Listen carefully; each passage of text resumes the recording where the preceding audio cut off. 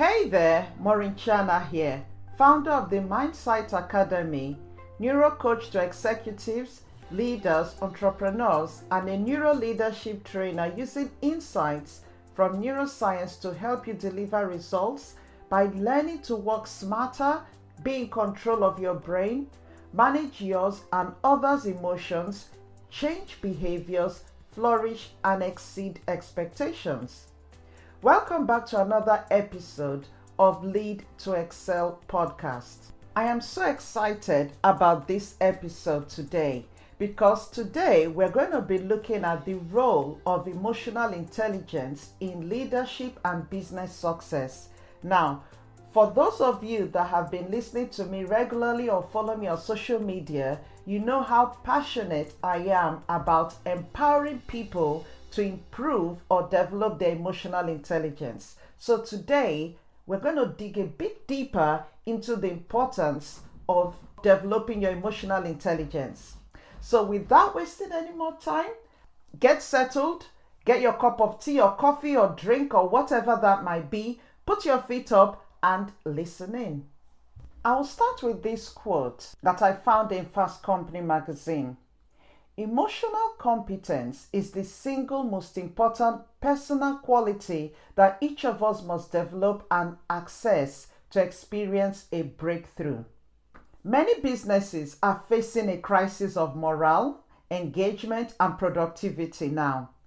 High emotional intelligence is a very strong predictor of success, but despite all the research that has been done on this topic, many people still downplay its importance. In fact, high emotional intelligence bolsters hard skills, helping us think more creatively about how best to leverage our technical abilities or skills. Daniel Goleman reported that 80 to 90% of the competencies that differentiate top performers are in the domain of emotional intelligence. So what is emotional intelligence?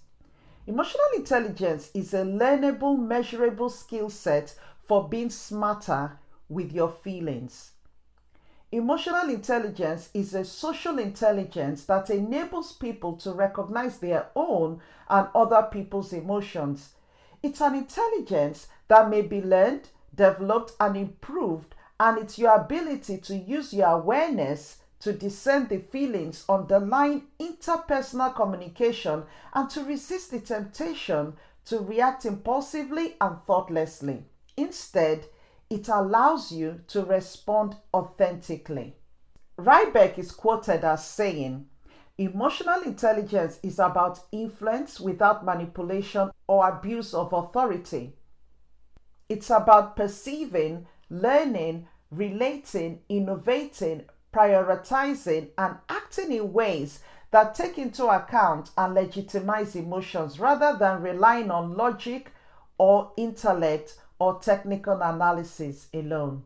So it's your ability to use your emotions to intentionally guide your behavior and thoughts in ways that enhance your results and life. These skills will provide you with the ability to understand and manage your emotions, increase your self-worth, your self-confidence, enable you develop resilience to challenges in business, in your role as a leader, and in life generally. It will also enable your ability to develop positive and rewarding relationships and increase your team's engagement. I have come across so many leaders that lack emotional intelligence and have, as a result, struggled to get the best out of their teams, achieve their goals or targets, or even build good personal relationships with their people and customers. Many are stuck feeling anxious, overwhelmed, they're self-sabotaging and underperforming. Many people still ask, why is emotional intelligence important? Studies have shown that people who are intellectually the brightest are often not the most successful, either in business, in leadership, or in their personal lives. In a recent survey, 89% of leaders identified emotional intelligence as highly important or essential to meeting their organization's top challenges. Emotions serve as the single most important source of human energy, authenticity, and drive. It provides us with vital and potentially profitable information every minute of the day. Our emotions comprise the feeling of who we are, even more than our bodies and minds contain our memories and histories. Having good emotional intelligence involves optimal functioning of your brain functions.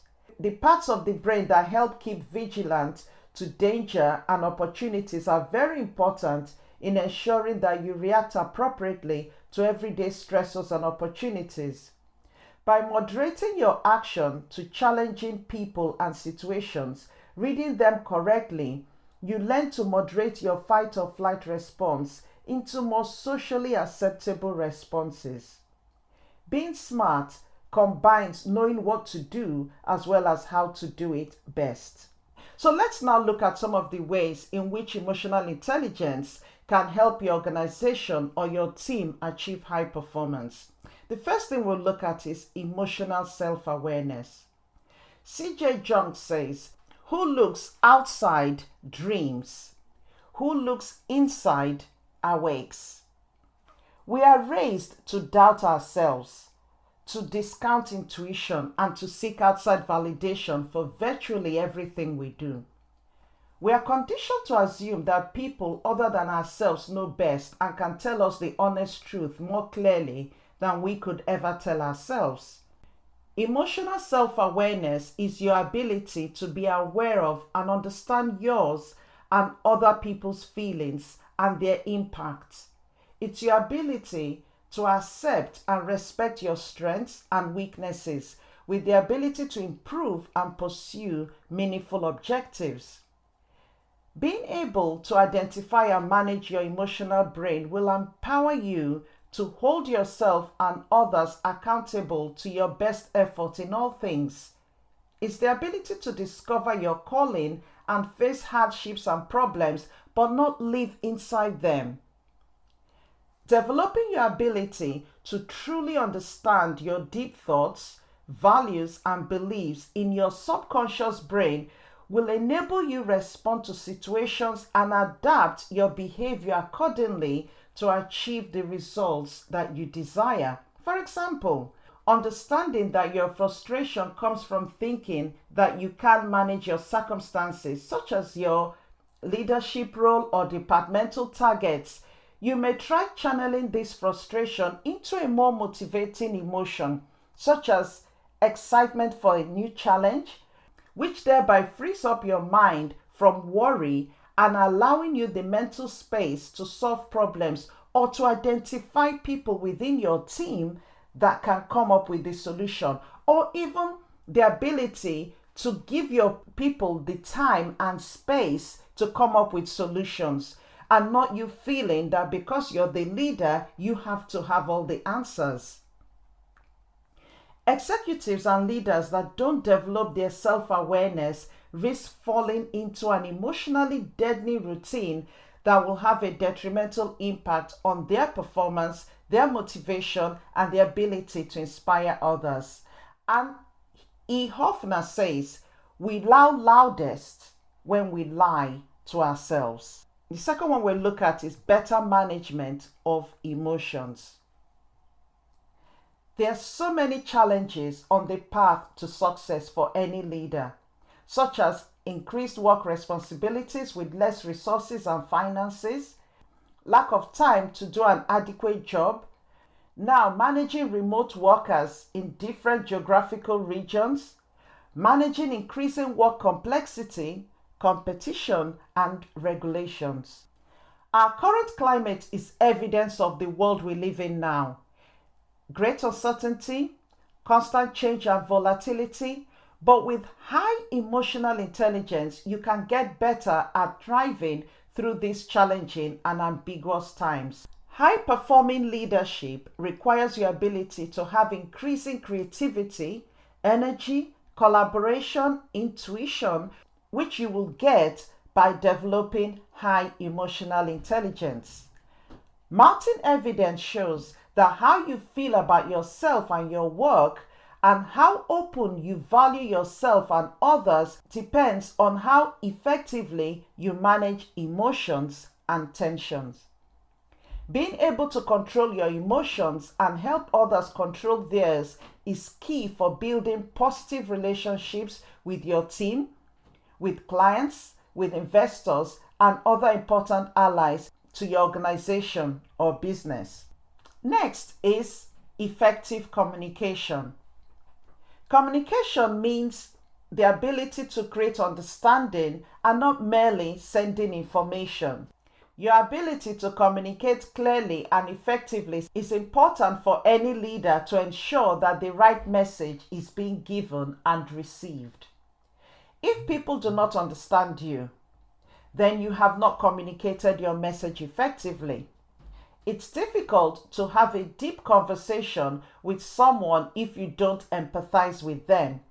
If you can't perceive and identify with the emotions of others, communication will be more difficult and the message that you're trying to relay will get compromised. Leaders with high emotional intelligence can leverage empathy, problem solving, and social skills to come up with solutions, create strong positive relationships, and ultimately win people over. We'll now look at decision making. Our brains require emotions to evaluate our decisions, and this is why, when stressed, anxious, or fearful, your ability to make effective decisions is affected massively. Emotions can lead to your worst decisions or your best ones. The difference is emotional intelligence. Next is internal motivation. High emotional intelligent people are self-motivated. They're driven to excel in everything they do, and they find more room and reasons to improve. They have an ability to keep striving to be a better version of themselves. Now, empathy. This is your ability to recognize, understand, and feel the emotions of others. It's having an understanding of the plight of others and being able to show compassion in the midst of your difficulties. Empathy, unlike sympathy, involves actually sharing the emotional experience another person is having. When a friend loses a family member, sympathy is sending flowers and giving a hug. Empathy is shedding tears alongside that friend due to an emotional connection. Now, if you want to know more about all these things I'm talking about, you can visit my online academy, the Mindsight Academy, and I've got a fantastic course on emotional intelligence in leadership. I'll put the link in the description below. And I'm also going to give everyone that listens to this podcast that wants to do this course a discount. So I'm going to put a coupon code into the description as well if you want to do this course. Everyone that comes on this training gets coaching from me as well, because developing emotional intelligence requires you to be able to rewire your brain to be able to manage the emotions. And you need help along the way, which you will get alongside this training. So while you're doing the training, you're also getting a lot of support from me and from other leaders in the community. So the next thing we're going to look at is knowing what your people need. It's so easy to make assumptions what your people want, or sometimes you find a lot of managers and leaders completely ignoring what their people need or their feelings and just focusing on the results that they want to achieve. But to be able to really understand what your people need, you have to be an active and attentive listener. The amount of times that I've been into teams and listening to leaders complain about their people's lack of engagement or their people underperforming, and on discussing with the individual people in the team, you find that the problem is really from the manager or leader that hasn't spent time to understand what the people actually need. The key is, once you as a leader take time to really care about your people, you find that you get the best out of them because they're willing to bring their whole self to work and do what needs to be done to achieve the goals for your organization and for the team. The next thing we're going to look at is productivity. The emotional behavior of a leader plays a major role in team performance. The leader's mood influences the mood of the team, and this drives performance and effort at both the individual and group level. Finally, stress management. Enhancing managers or leaders' emotional intelligence will have a positive influence on key drivers of your organization's performance. The brain mapping diagnostic assessment that we use at the Mindsight Academy is used to help determine individuals and teams' current behaviors, and then we use this to design an intervention based on the assessment results that focuses on learning and developing new habits. Leaders with high emotional intelligence rise and thrive in times of stress.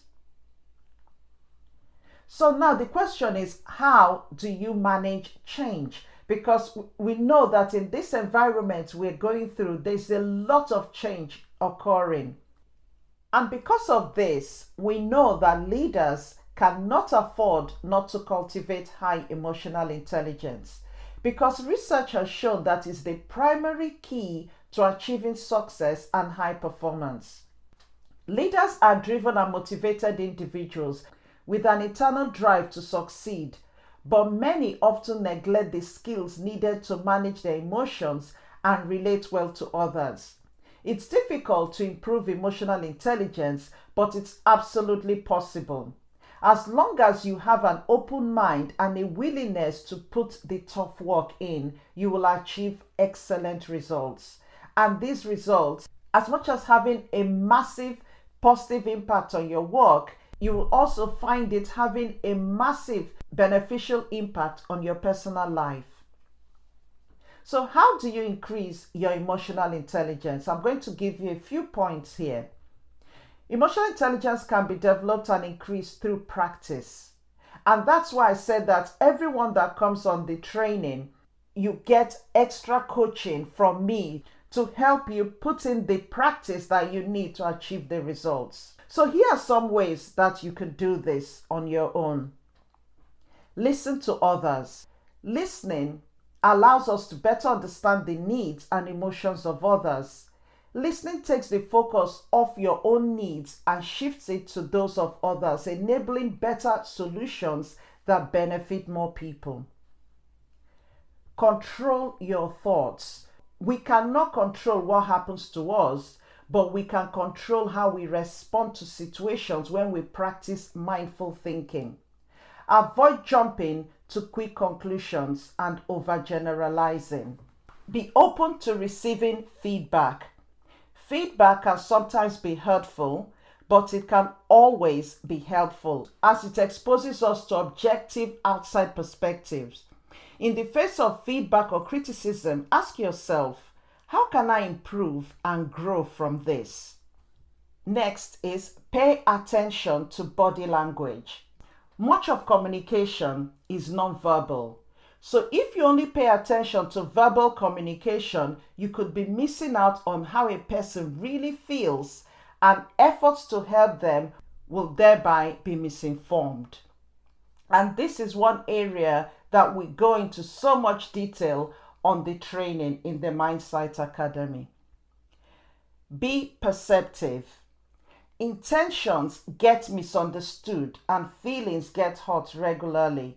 Being alert to other people's emotions and actions will help you develop stronger connections and help build trust. Finally, manage stress and boost your resilience. To overcome obstacles like stress, you need to change your response to the situation. Our perspective of stress actually determines how we experience it. When you look at a stressful situation as a challenge, it motivates you, increases your confidence, and allows you to learn from the experience. Resiliency consists of maintaining hope in the face of adversity that things will eventually get better while doing what it takes to make things happen. So in summary, emotions drive people and people drive performance. Leaders with high emotional intelligence are more likely to make better decisions, engage and influence more effectively, and create the right mood and climate for the team to thrive. They are able to improve teamwork and manage conflicts more effectively.